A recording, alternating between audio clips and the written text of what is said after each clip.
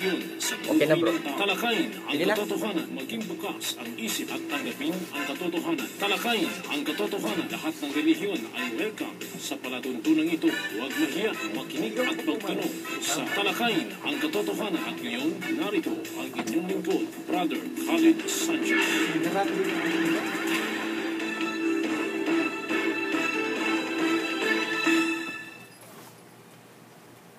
Bismillahirrahmanirrahim. Qalu subhanaka la ilma lana illa ma 'allamtana innaka antal alimul hakim. Assalamualaikum sa mga kapatid na mga Muslim at sumainyo ang kapayapaan sa mga kababayang Kristiyano na nakikinig po sa ating palatuntunan, ang talakayin ang katotohanan. Tayo po'y muling magsama-sama sa loob ng isang oras sa pagsagot ng mga katanungan patungkol sa pananampalatayang Islam.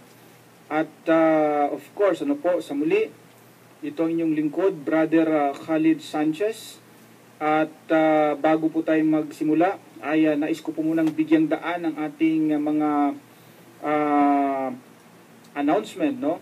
Na kung saan po ang ating tanggapan, ang Mindanao People Da'wa Association ay patuloy pa rin po sa kanyang pamamahagi ng mga Islamikong babasahin. Ang atin pong tanggapan ay matatagpuan sa panulukan lamang ng Ruales at Sinsuat Street dito po sa lungsod ng Cotabato. At yan po ay bukas tuwing araw po ng Lunes hanggang araw ng Biyernes, alas 9 hanggang alas 5 po ng hapon. At maging sa araw po ng Sabado, alauna hanggang alas 5, ang atin pong tanggapan ay bukas po yan. Meron pong mga pag-aaral na ginagawa sa ating tanggapan. Yun po ay libre, wala pong bayad po yan. At sa mga kapatid natin, sa mga kababayan natin na nais pong magsaliksik patungkol sa pananampalatayang Islam, kayo po ay aming inaanyayahan na dumalo sa ating mga lecture sa ating tanggapan. Ang lahat ng iyan ay wala pong bayad, maging sa araw po ng Sabado, alauna hanggang alas 5, yan po ay bukas yung ating tanggapan po. So sa mga kapatid po natin, sa mga kababayan na nais pong magtanong sa atin, mangyari po ay ipadala ang inyong mga katanungan sa atin pong cellphone number, no? Ang ating hotline ay 0915 5063 Ulitin ko, 0915 5063 no? 0915-5063-652. At of course, kasama ko rin po sa hapong ito ang ating cameraman, no? Si Brother Baha, at ang aking mga tagabasa, yung ating Kari, ang Ulul Albaw. Yan. So bago po tayo magsimula sa pagsagot ng katanungan, ay bigyan muna natin ng daan, no, na makapag bigay ng kanyang greetings or pangunang panimula, no, introduction, yung aking mga kasamahan. Okay, umpisan mo, Brother Al-Kaka. A'udhu billahi minasyaitanir rajim. Bismillahirrahmanirrahim. Huwa alladhi arsala rasulahu bil huda wa dinil haqq liyudhhirahu 'ala ad-din kulli walau karihal musyrikun. Wa ba'du, sa lahat po ng nakikinig sa araw na ito, nais ko kayong batiin, sumainyo nawa ang kapayapaan at magandang hapon po sa mga Kristiyano. Tayo ay patuloy sa programa ang Talakayin ang Katotohanan. Tayo ay magsasama-sama sa ngayong araw sa loob ng isang oras. Ngunit bago pong lahat, nais kong batiin ang aking magulang, si nanay at tatay, at yung aking lolo at lola, no? Doon siya ngayon sa aming bahay. Assalamualaikum. A'udhu billahi minasyaitanir rajim. Bismillahirrahmanirrahim. Wa qul jahal haqqu wa zahaqal batil innal batila kana zahukan. At maraming salamat po sa inyong mga kapatid, mga kababayan, mga Kristiyano, mga kaigsunan, mga Kristiyano sa inyong pakikinig, at mga kaibigan ko mga pastor, binabati ko po kayo ng maraming salamat po sa inyong pakikinig po. Assalamualaikum warahmatullahi ta'ala wabarakatuh. At saliksikin po natin kung ano yung turo. Sabi sa Sabi ni Kristo, saliksikin ang katotohanan yun po. Apocalypse. Okay. So mukhang maganda yung attire natin. Pwede ba na makita yan sa ating camera? Yan. Medyo tayo ng konti. Tayo. Ayos. Nakita, no? Isa pa. Talaga. Ayos. Kita mo. Pang sultan, no? Ang forma ng ating kasama. Okay? So, tayo na ba? Handa na ba yung ating mga tagabasa? Yes, tama. Okay. Okay, mula po kay Texter 213. Salam. Gaano kalaki o anong malaking kasalanan ang lumaban sa mga magulang? From Judean. Ang tanong niya ay gaano kalaki Yes. ang kasalanan na lumaban sa mga magulang? Yes, tama. Oh. Isang kasalanan po actually na tayo ay lumalaban sa ating mga magulang. Ito pong pagbigay ng galang, pagrespeto, Yes, tama. pagsunod sa ating mga magulang ay isang bagay na ipinag-utos ng dakilang tagapaglikha. At yan ay mababasa natin sa isang talata ng banal na Quran, no? Iqra. أعوذ بالله من الشيطان الرجيم وقضى ربك ألا تعبدوا إلا إياه وبالوالدين إحسانا. Yan. Sa pinagkamalapit nitong kahulugan, at ang iyong Panginoon ay nag-utos na huwag kayong sumamba sa iba maliban sa Kanya, at kayo ay maging masunurin sa inyong magulang. Yun. So, ang sabi ng dakilang tagapaglikha, napakaliwanag Yes, na tayo napakaliwanag, po Brad. ay maging masunurin, no, Yes. sa ating mga magulang. Una, sinabi ng Allah, pinag-utos niya na dapat wala kang sambahin kundi si Allah. Iyon ang unang-una. At Yes. pagkatapos noon, Iyon. ay maging masunurin sa mga magulang. Yes. So, tama. kabilang po dyan, no, ang hindi paglaban. Kapag ka ikaw ay lumalaban sa iyong magulang, kapatid, hindi ka na nagiging masunurin mo. Masunod. Lumalaban ka na di ba?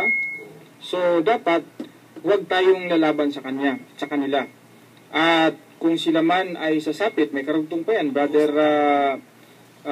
Alcoca, pakidugtong yes. yung talata. Kung sasapit na sila sa kanilang hindi wastong gulang, sa edad na katandaan. No? Tama, no?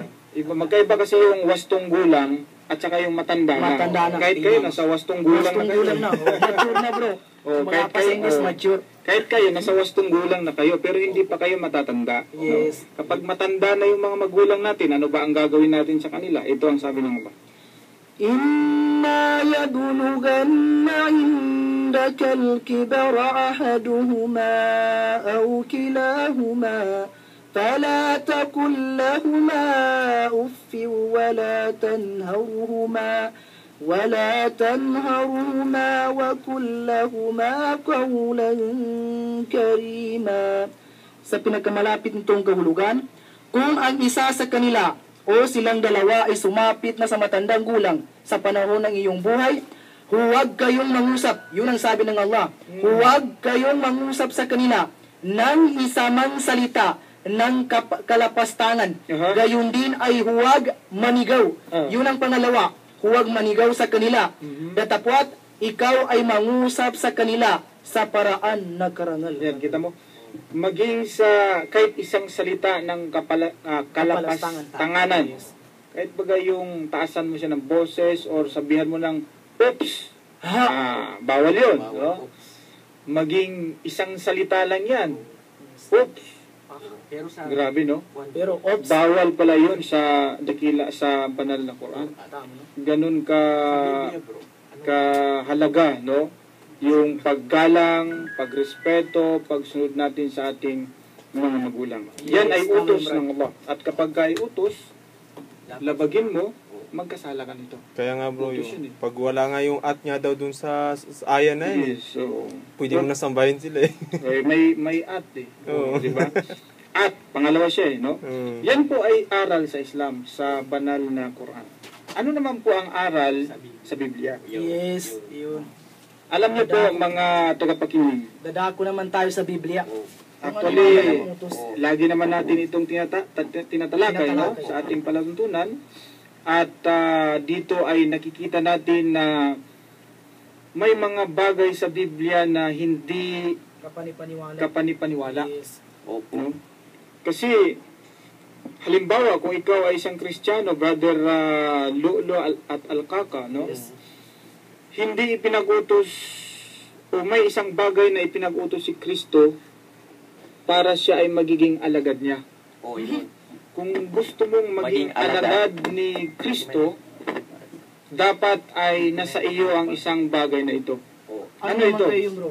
Basahin po natin sa Lucas 14, talatang Sige. 16. O sige, basa. Kung ang sino man tao'y pumarito sa akin at hindi mapupuod sa kanyang sariling ama Yun. at ina at asawang babae at mga anak at mga kapatid na lalaki at sa mga kapatid na babae, oho, at pati ang kanyang sariling buhay man ay hindi siya maging alagad ko. Sige, Balik ko pala Englishin. sa Biblia. Englishin mo ngayon, Brother, ano? Maganda kasi yan sa English, eh. Oo. Sige nga. Nakabaon, nakabaon. Basahin po natin sa English po. Akin yan, di ba? Ay, akin po ito. Ha? Yung Biblia ang hawak mo, akin yan. Nakuha ko po ito sa isang pastor po na kaibigan. Kala ko akin yan. Sige. Basahin po natin. Ah. If you want to be my disciple, you must hate everyone else by comparison, your father and your mother, wife and your children, brothers and sisters, yes, even your own life. Kita mo? Otherwise, you cannot my disciple. Disciple. Yun po. Kung gusto mo raw maging alagad ni Kristo, dapat ay kapuputan mo ang iyong mga magulang. Ganong kalinaw yung bro. Oo. Yes. So, hindi ko ma-take yan.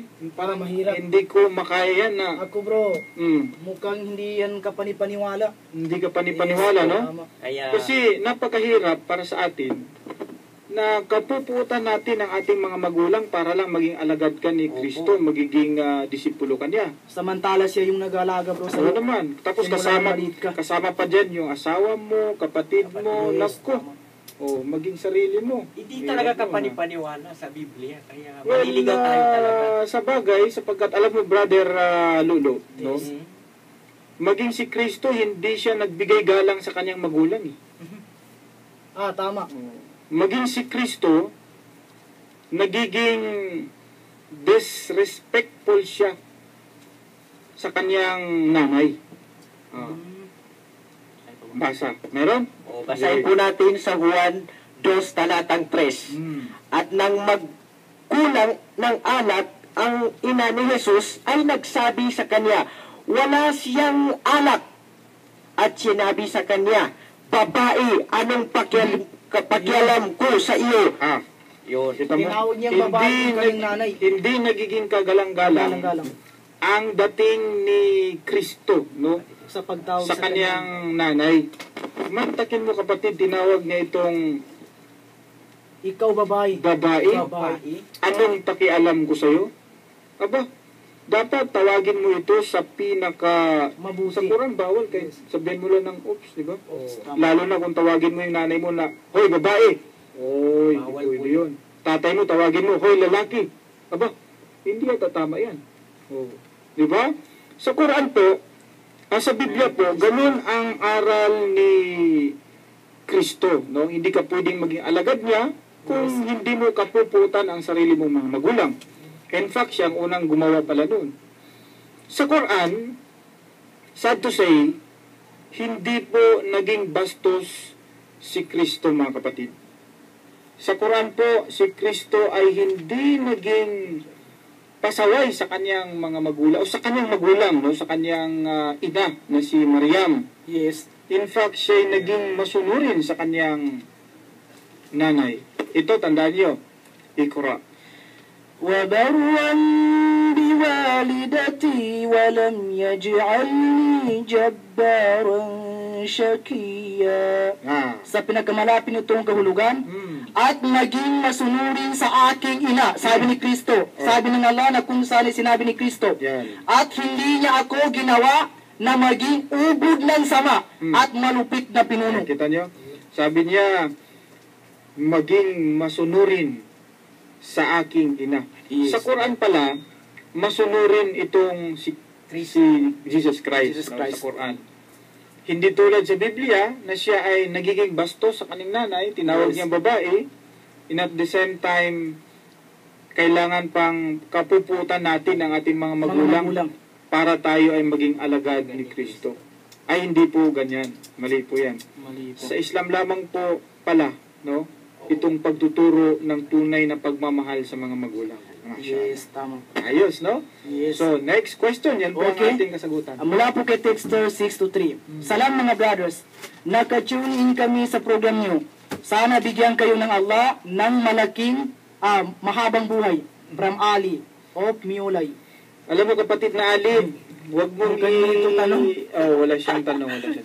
Wag mong idalangin sa Allah na bibigyan ako ng mahabang buhay o maging sino man sa amin. Yes, tama.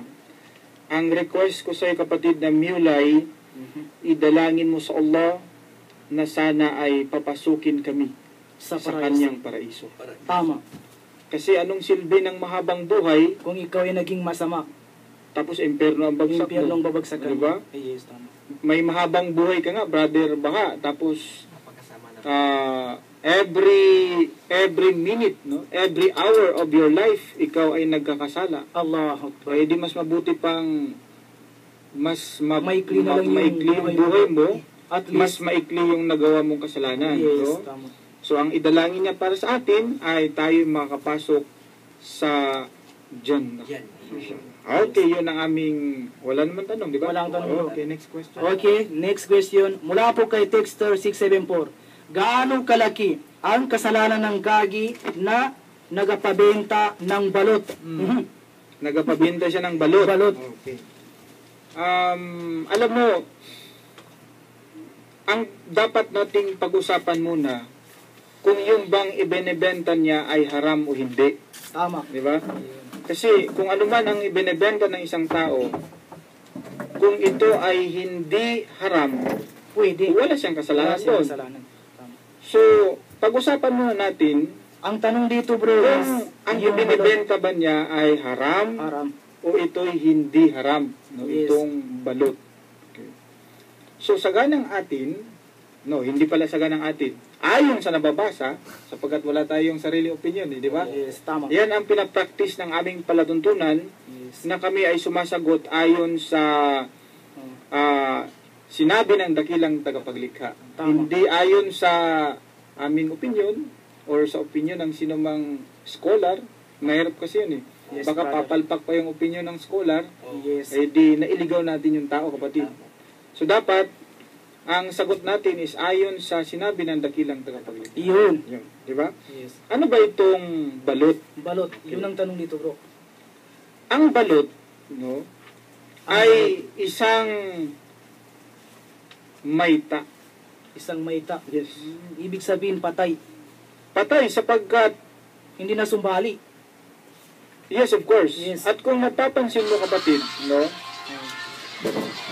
itong mayta, o itong balot, kapag brother. ito ay niluluto, meron na itong na-form na yung Figure, kanyang figure. sa loob. Meron na siyang tinatawag na ulo, Ulo. diba? May mata, Balahibo. may balahibo, yun. Medyo kompleto na siya doon sa loob niya. And then, lulutuin mo ito sa pamagitan ng pag-init. Pag-init. Of course, namatay siya sa loob. Hindi siya nasumbali. Yes, tama. So, nagiging mayta siya. Magiging mayta. Bawal ba sa banal na Quran ang mayta? Opo. Sabi ng Allah, innama harama Yes. alaykumul mayta. At marami po sa At napakaraming talata sa banal na Quran, Yes. Pinagbawal namin sa inyo ang mayta or Mayta. itong binigti. binigting. Ah. sa Biblia. So maging sa Biblia daw. Oo. Alamin natin. Sige nga. Bawal po Sige yan. nga, okay. Basahin po natin sa mga gawa, 15 talatang 19. Layuan niyo, 29. Layuan niyo ang mga bagay na hinihandog sa mga Diyos-Diyosan, Aha. ang dugo, ang mga hayop na binigti, at mga immoralidad po. Okay. Sa makatwid, ayon sa Quran at maging sa Biblia, itong balot ay bawal kainin. Yes. The fact na ito ay bawal kainin, hindi tama na ito ibenta. Or else, ang nagbenta nito, magkakasala. Yun po ang aming kasagutan. No? Bawal kainin eh. Ikaw ba naman bawal ang baboy tapos nagbenta ka ng baboy. Anong klaseng ano yun? Di ba? Bawal ang inumin. Tapos nagbenta ka ng inumin. Meron kang bahagi sa kasalanan. May porsyento ka doon. Bawal ang pag-take ng shabu. Pero ikaw, nagbebenta ka ng shabu, tulak ka. Bawal ang pagkain ng baboy. Tapos, nagbebenta ka ng baboy. So, may bahagi ka doon. Yan po ang aming kasagutan. Next question. Okay, ito. Magandang question ito. Mula po kay Texter, ano po ba ang masasabi nyo sa patakaran ng DepEd na dapat alisin ang tandong o di kaya nikab ng teacher kapag papasok siya sa classroom? Okay. Okay, bro. Alam mo kapatid, hindi ko gaanong na-digest itong sinasabi ng order ng DepEd, kapatid na baha, tungkol dyan sa pagbabawal ng isang teacher kapag siya ay Nakanikab. papasok sa school classroom, alisin yung kanyang nikab, or ano ba yun? Tundong ba yun? Oo. Yes. Nikab ba? Nikab ba talaga? Hindi yung hindi yung tandong, yung nikab niya. So yun ay nagsabi tandong daw bro, yung yung iba, ang iba hijab. Kung nikab, bro, mas lalo na. Tapos yung iba nikab. yung hijab. Yung yung mukha nakatakip ang mukha, no? So hindi ko masyadong hindi ako masyadong nakabasa doon sa order na 'yon at hindi ko alam kung ito ba ini-implement sa ngayon or kailan ito magsimula. We are not sure of it, no? Yes, tama. Pero kung sakaling ang chismis na 'yan ay totoo, no? Yes. Kung sakaling Kung totoo 'yan, magkakatotoo. ang masasabi ko diyan kapatid na nagtanong, ito ay isang tahasang panghimasok sa karapatang pangrelihiyon ng isang tao. Whether tatanggalan ka anuman, no?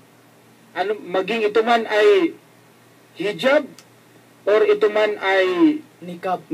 Yes. hindi ito tama. Lalong-lalo na kung ang mag-utos nito ay nasa executive department ng other branch of the government,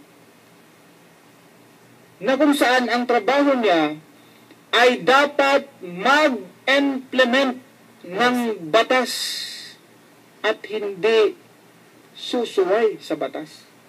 Ganun yun Nag-gets niyo yung point? Yes, bro. Tama.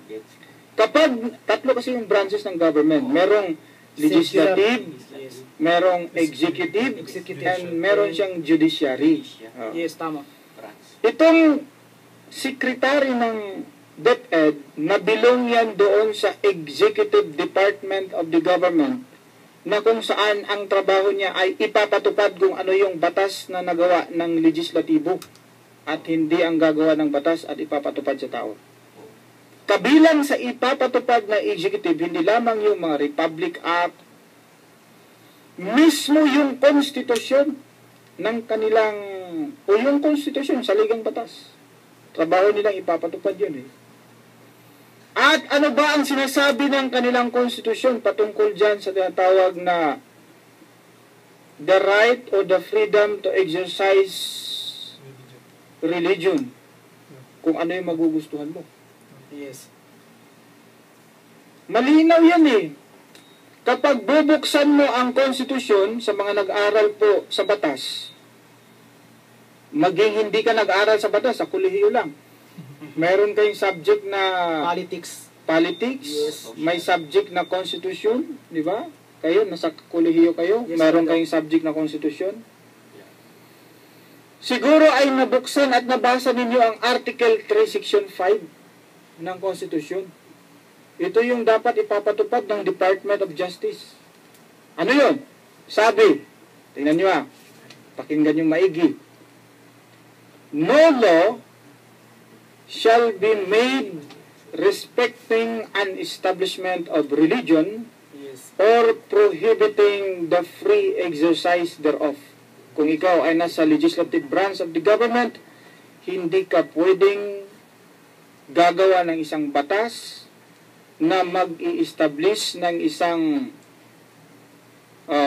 relihiyon na kung saan ito ay maging official religion of the state. Kasi nga, secular yung state at saka yung church, no? Ito, karugtong niya. The free exercise and enjoyment of religious profession Yes. and worship without discrimination or preference shall be forever be allowed. Kita nyo? Forever be allowed ayon sa kanilang konstitusyon. Ano yun? Yung free exercise of your religion that is forever be allowed according to the Constitution. Of the Philippines. Yan dapat ay ipapatupad niya. Eh, Yung pagkakaroon ng nikab, Nikab. hijab, yan ay bahagi ng paniniwala, Yes. pananampalataya sa isang reliyon. At hindi mo pwedeng pagbawalan siya. Yes, tama. Bakit? Nakasaad sa konstitusyon nila yun. Yun dapat ang kanyang i-implement. Imbis na tatanggalan mo siya ng nikab, no? Why not i-check mo na lang yung mga teacher na hindi pumapasok sa school? Yes, O marami. meron man, late. Kaya yung mga Uri ng estudyante, paglangako yung Brad. nagiging bobo. Yes. Dahil bakit? Eh, hindi pinapasukan ng teacher eh. Yung karapatan sa kanila, hindi ibinigay. Sa pagsasaliksik ng kaalaman o sa pag-aaral, no, hindi mahalaga na makita mo yung mukha ng nagtuturo sa'yo. Tama. Hindi mahalaga yun. Yes, Brad. Ang mahalaga doon, yung itinuturo sa'yo. Ang propeta Muhammad sallallahu alaihi wasallam, kailanman hindi niya nakita ang dakilang tagapaglikha Masya. na siyang nagturo sa kanya ng kaalaman. Di ba, kapatid? Yes, Yes. tama. Kaya hindi mahalaga na makita mo yung mukha niya. Ang mahalaga, ma-digest mo yung itinuturo sa kanya. Maiparating sa iyo kung ano yung itinuturo sa iyo. Nakikita mo nga ang mukha niya. Bobo naman ang nagturo. Wala rin. Diba? Kaya yung order na yan, nasabi nila, nako, yan ay labag mismo sa kanilang ipinapatupad na saligang batas. Dapat Yes. mag-execute, hindi yung ikaw ay gagawa ng isang batas. Policy, memorandum, circular, na ito ay lalabag mismo sa konstitusyon mo. At hindi lang labag sa konstitusyon niya kung ito isang Kristiyano. Labag pa ito sa kanyang sariling Biblia.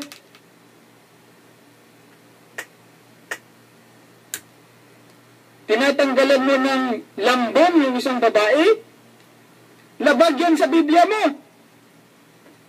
Anong patunay? Ito, pabasa natin kay Brother Lolo. Basahin po natin sa 1 Korinto 11 talatang 6. Yan. Sapagkat kung ang babae ay walang lambong, ay magpapagupit naman. Ngunit kung nakakahiya sa babae ang magpagupit o paait, ay maglagay siya ng lambong. Paahit. Paait. Hindi, okay na yan. Iba kasi yung papait. Papait. Magpaahit po. So, Nakita nyo? Maging sa Biblia niya, bawal magtanggal ng lambong. Yes. Eh ngayon, lalabagin mo ito. Nilabag mo na nga ang sabi mo, Constitution. the highest law of the land, which is the Constitution. Eh, Lalabagin mo pa, maging ang Biblia niya. Eh saan ang moralidad doon? Yes. Biblically speaking, the order is maglagay. not biblical. No? Yes. And then, labag pa sa kanyang saligang batas. Take note, ang sabi ng kanyang konstitusyon. Ulitin ko po. The free exercise, sabi niya, ng konstitusyon and enjoyment of religious profession and worship without discrimination or preference shall be forever be allowed. Yun. Forever eh. Forever. Magpakailanman. Eh ngayon, pagdating sa'yo, pipigilan mo siya na mag-practice ng kanyang relihiyon. Yes. Anong klaseng batas Na yan? magsuot ng Anong tanong. klaseng sekretary? Mismo ang sekretary walang alam sa batas. Bobo sa batas, sa konstitusyon. Tagpiroma. Oh. Ngayon, Walang alam. paano mo ma-expect ngayon na magiging educated yung mga estudyante mo kung ikaw mismo na sekretary ng Department of Education walang alam sa kanyang batas? Sisirain ng kanyang pangako. Anong klase? Tama, di ba? O, Yes, bro. sinisira niya ang kanyang Maging sa pangako. Biblia, labagsi. Maging sa Biblia niya, maging sa konstitusyon niya, wala pala, hindi nagbabasa ng konstitusyon niya. O parang... Hindi mo trabaho ang gagawa ng policy. Ang trabaho mo, ayan, nasa video tayo ngayon, baka manood siya, mag-execute ng batas. Hindi yung gagawa ka ng isang batas na labag doon sa batas na sinasabi niyong i-execute ninyo. Po, pwede. Ano man ang relihiyon niya, hindi mo siya pwedeng pagbabawalan. O, Sapagkat the separation of church may free will. and state shall be inviolable ayon sa konstitusyon yan. O hindi lang ako nagiging Quran at saka Biblia ngayon. Nagiging abogado ka na, bro. Abogado ka. Legislative Assembly. Di ba? Ano ang pagkakasabi doon? The separation of church, baka hindi na naintindihan ito. Ang pagkakahiwalay, no po, ng Estado at ng church, simbahan, Iglesia. ay hindi dapat malabag. Shall be inviolable. Hindi dapat labagin yun. O, silky. Dapat na sila separate. Huwag kang makialam sa trabaho ng relihiyon. And vice versa. Kayong nasa relihiyon, huwag kayong makialam sa trabaho ng Estado. Doon na ang sinasabi doon eh. Tama. Eh ngayon, pinapag-ialaman mo, pinapag-inusukan mo ang trabaho pang relihiyon. Inaalis mo sa kanya yung karapatan niyang i-practice ito. Ang ano yun? Ang magkaroon ng hijab. Ang magkaroon ng nikab. Ang magsuot ng nikab. Practice ng relihiyon yan. Hindi yan pwedeng pakikialaman ng ano ng Estado. Maliban na lang kung itong bansa natin ay hindi secular or religious. Yeah. Secular man kayo ito. Tama. Oh. Meron man kayo tayong freedom to exercise, to choose a religion. Unfair yun. Unfair yun. And at the same time, unconstitutional. Labag sa batas. Isa ng hustisya doon. Wala. Wala. Diba? Sinungalingan Nagiging po. hindi magkakaroon. Tuturuan mo ang mga estudyante mo in the near future kung paano lalabagin yung batas mo, babaliin yung batas mo. Pati Biblia mo. O, di ba? Sarili mo. Ini-expose mo pa yung aurat ng isang babae. Sa Islam kasi napaka-galang ng aming mga kababaihan. Ang tingin po namin sa mga babae sa Islam ay parang reyna yan. Kapatid, Yes, tama. May respeto tayo sa kanila. mataas. Parang reyna yan. Ni hindi yan pinapayagan sila na makipag-shake hand sa mga laki na hindi nila mahram. Hindi nila asawa. No? Parang reyna yan. Tinan mo yung reyna ng England. Hindi ka pwede makipag-shake hand sa kanya. Oh, di ba? Ganon ang tingin namin sa mga kababaihan. At yan ay utos ng dakilang tagapaglikha na maglagay ng talukbong. Yes, tama. Ito, sinabi ng Allah, chapter 33, verse 59. Iqra. أعوذ بالله من الشيطان الرجيم يا أيها النبي قل لأزواجك وبناتك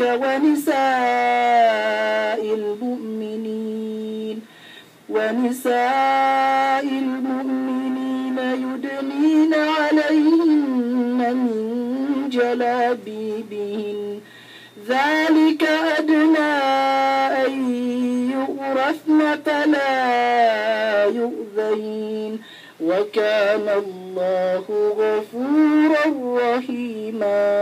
Sa pinagkamalapit nitong kahulugan, O propeta, sabihin mo sa iyong mga asawa at mga anak na babae at sa mga sumasampalatayang babae na iladlad nila sa kanilang sarili ang kanilang panglabas na kasuotan. Yan. Yun. So napakaliwanag pala, maging sa Quran, ipinag-utos yan. Yes. Natatakpan yung ating, o yung mga aurat ng mga kababaihan. So yun po ang aking kasagutan sa nagtanong kapatid. Okay. Next question, mula po kay Texter 865. Masama po mga liwa, pero mas masama po ba ang pagsabayin ang dalawa? Masama daw na pagsabayin yung dalawa. Yes. Actually, hindi masamang pagsabayin mo yung dalawa, utos pa ngayon eh. Diba? Matabalakum minan nisa'in masna Yun. wa thulatha. Waruba. Oh, kita mo? In khiftum alla ta'dilu Pawahida. Oh. Mag-asawa kayo ng mga babaeng napupusuan ninyo. Dalawa. O, pagsabayin mo. Dalawa ka agad, di ba? Dalawa ka agad. Oh, hindi sinabing isa. Dalawa. O, hindi pwede pagsabayin, dalawa. Oh, kaya hindi masama yun. Kapag kaasawahin mo. Pero pinagsabay mo yung tinatawag na pangangalun niya, ay ibang usapan yung kapatid. Ibang usapan yung kapag hindi naman sinabi na pinagsabay pangangalun niya, dalawa ka agad. Hindi naman eh. Sabi niya is, pagsabayin mo yung dalawa. Kung ang tutukoy niya yung pag-aasawa, dalawa agad, hindi po bawal po yan. Yun po ang aking kasagutan. Okay, mula po kay Texter 483. Assalamualaikum, Brad Khalid. Greet you na lang kami dito sa super nakikinig po kami dito. Si Inayato at Ikramo at family po namin dito sa nakikinig sa inyo lahat. Si Inayato pala ito, bro. Okay. Yes. Okay. Dalawa sila. Ay, binati ka na namin, ha? Sige, next. Walang question? Walang question. Okay. Okay, mula po kay Texter 821. Good PM. Isa akong balik Islam at ngayon ay maligaya po ako kahit binuntis ako ng isang Islamic propagator. Hindi na. Ikaw ba ito, Brad? Tuloy mo na. Okay. Tuloy mo na.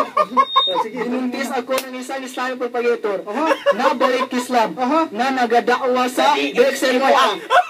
Akala ko, Hot FM. DXMY, malinaw po. DXMY, wala tayo dun, Brad. Ang problema ko lang po ay mayroon siyang asawa. At gusto niya, ano ito? Gusto niya umiyak. Ipalaglag siguro. Ipalaglag namin. Okay, tama po ba ang gagawin namin? Matindi ito. Saan Ipalaglag. mukhang kumakalat na ang chismis, ah? Yes, Teka, sabi niya, i-digest natin, isa-isayin natin yan. Sapagkat yan eh. Siya daw ay balik Islam, Brad. Una siya balik Islam. At siya ay binuntis ng Islamic propagator ng DXMY. Di hatid ka na? Hindi hatid. Yan. Klaroin natin. Tapos balik Islam din yung Islamic propagator ngayon. Okay, ang problema niya ngayon, Brad, ay mayroon siyang asawa at gusto niya ipalaglag ito. Hoy! Tama po ba ang gagawin namin? Yun ang tanong niya. Matindi yan. Nahagsit ka tuloy ngayon, bro. Alam mo, Sino naman kayo? wala akong kilalang Islamic propagator na balik Islam ng DXMY na nakabuntis eh. Nakabuntis, Brad? Wala eh. So far, mukhang wala eh. Wala, Brad. Pero, ewan kayo, may kilala ba kayong balik Islam na nagadawa sa MY? Na may kilala? Ako wala eh. Wala. Hindi ko rin alam. Hindi Pero alam. matagal nang balik Islam Kasi yun. hindi naman ako nakikinig sa DXMY. Ang pinapakinggan ko, hot FM. kasi basta hot, sikat. Sikat. Di na doon tayo. Ngayon, Tayo. Hindi alam kung sino yan. ngayon, kung sino man yan, no? Naku kapatid, binuntis ka. Pero maligaya naman siya, di ba? Maligaya Kasi- naman. Anong problema niya? Maligaya naman pala siya doon, di. Pero ang tanong niya is, ano yung tanong niya? Mayroon siyang asawa. Ibig sabihin, bro, Tapos, ipalaglag pa. ipalaglag. Tapos, ang tanong niya Ang kung tanong ito ba niya is, ay tama tama. po ba yung ganun na kwan? Alam mo kapatid, Prinsipyo. dalawa, kung pagpalagay, hindi natin sinasabi, huwag tayo mag-conclude ng isang bagay na nagmula lamang sa text, no? Yes. Tayo ay in general, Yes. halimbawa, pagpalagay natin na may isa tayong kapatid na kahit na hindi siya Islamic propagator, no? Kahit na hindi siya balik Islam, kahit hindi siya nagadawa dyan sa DXMY at siya nakabuntis ng isang balik Islam, no? Masama po, una sa lahat, yung ginawa nila. Dahil bakit? Hindi naman sila mag-asawa eh. So the fact na kayo ay nagpakaligaya, katulad ng sabi niya, at nabuntis, at hindi sila kasal, aba hindi po tama yun. In fact, pinaparusahan po yan kapag ibabatay natin sa banal na Quran, pinaparusahan yan. Tama, Brad. Diba? Yes. At ipinagbabawal po ang paglapit. Hindi pa lang ginagawa, paglapit pa lang, pinagbabawal na eh, di ba? Eto, pinaparusahan ang mga taong gumagawa ng ganyan. Basa. Ikra. أعوذ بالله من الشيطان الرجيم الزانية والزاني فاجلدوا كل واحد منهما 100 جلدة. Yan, pinakamalapit na kahulugan. Yes. Ang zaniya ang nangalunyang babae at ang zani nangalunyang lalaki ay hagupitin ang bawat isa sa kanila ng 100 hampas at huwag ayahan ang awa na makapagpigil sa inyo sa makatuparan. Kita nyo? Hinahampas, hinahagupit, 100. Isang daan. Kapag ka sa single yun. Sige. Nako sa pangat. Ito, married ito eh. Sabi niya, married daw eh. Di ba? Yes. So, anong maging hatol niyan, kapatid na Alkaka? Dito rin po sa baba ng talata ito. Ang parusa ito ay para sa isang Muslim na hindi nakapag-asawa ng legal na nangalunya.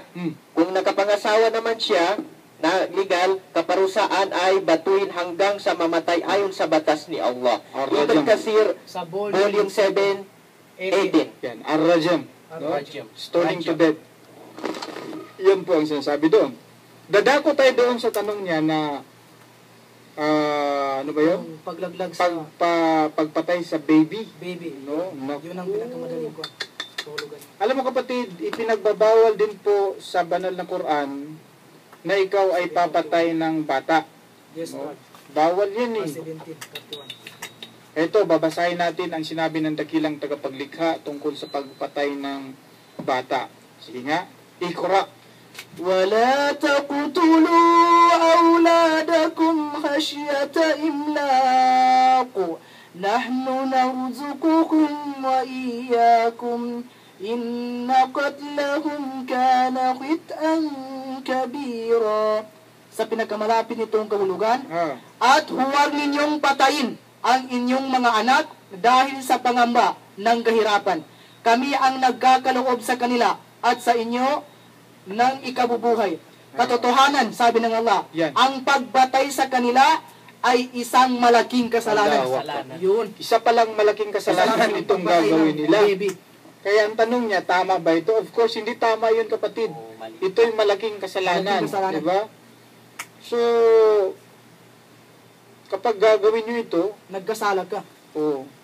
Lahat ng pagkasala yun ay may nag-text pagkakamali. sa akin kung baka nagkamali daw tayo, baka pastor daw yan.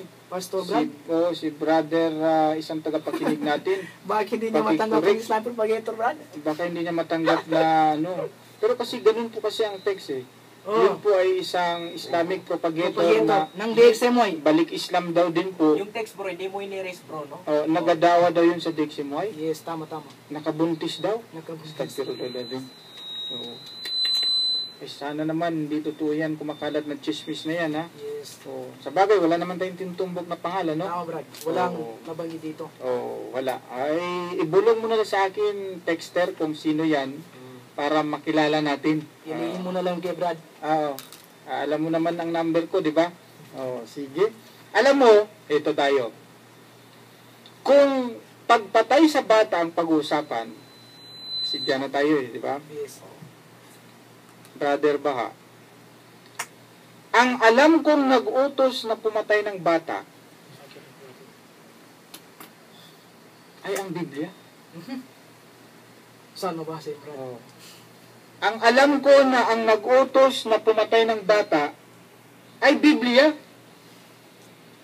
Ito, tandaan nyo ha, Biblia yan. Utos yan ng Biblia. Utos ng Diyos. Pumatay ng bata.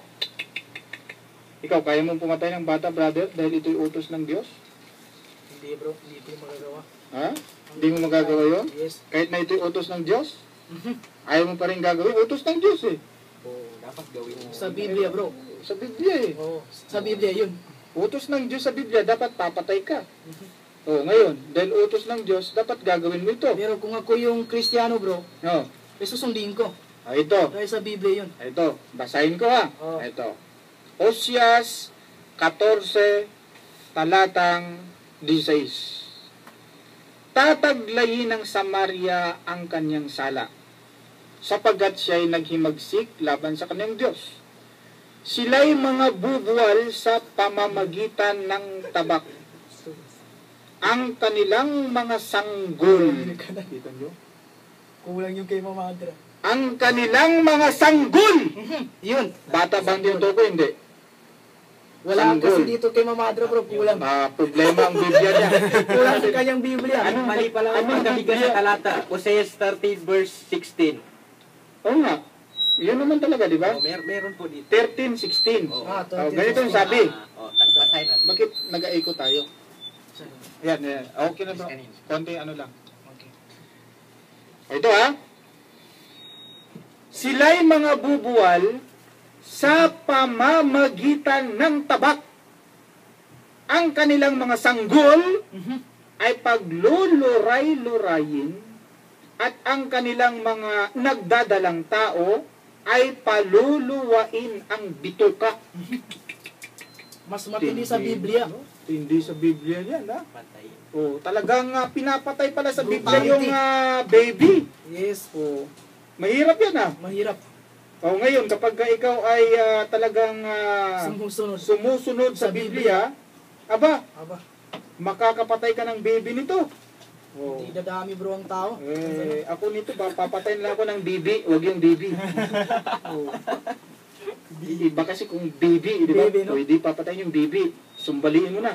Pero yung baby, parang hindi ko yan matake yan, ha? Kahit na ito pa yung utos ng Diyos. Kaya gano'n. Ito pa, utos din ng Diyos. Papatayin din yung mga bata. Ito, sabi ng Biblia, sa muli, take note, sa mga nakikinig na mga pastor natin dyan, maging yung pari, pati yung ministro ng Iglesia ni Cristo, ito ang utos ng Biblia mo. Sa aklat ng unang Samuel, 15 talatang 3, ganito ang pagkakasabi. Sabi ng Diyos ito, utos ng Diyos ito. Yung, teka muna. Okay na kayo dyan? Okay. Okay, good. Okay. Kala ko, Okay. hinga muna. Okay. Yan, okay. Okay, okay. Excited sila, ha? Excited na. Okay na. Nakuha na bro. Ngayon ay yumaon ka at saktan mo ang Amalek at iyong lubos na lilipulin ang buo nilang tinatangkilik at huwag kang manghinayang sa kanila kundi patayin mo ang mga lalaki at babae, sanggol at sumususo, baka, tupa, kamilyo, at asno. Massacre in short. Tingnan mo, nabanggit ba doon yung baby? Sanggol. Sanggol! Yes. Patayin daw ang sanggol! Babae man o lalaki. Pati yung sumususo! Sumususo. Allahu Akbar. Alam mo, napakalaking problema ito sapagkat hindi lahat ng sumususo Ay, bakit? ay sanggol! Pati matanda, sumususo rin bro. Bastos ka. Kita mo? Di, sa kapanonan natin ngayon. Pranggahan po ito. Sanggol! Sanggol, ha? Papatayin! Oh, sabi niya, ulitin natin. Tingnan mo ha. Basahin natin ulit. Oh. Kundi patayin mo ang lalaki, kapatid na baha. Babae! sanggol, Yun. at sumususo. Naku po, delikado yung mga sumususo na hindi na sanggol. Kasama doon sa papatayin. Oh, may tatay ka pa, Brother Lolo? Ikaw, Alcaka, may tatay ka pa? Meron ba, brad? Meron. Oh,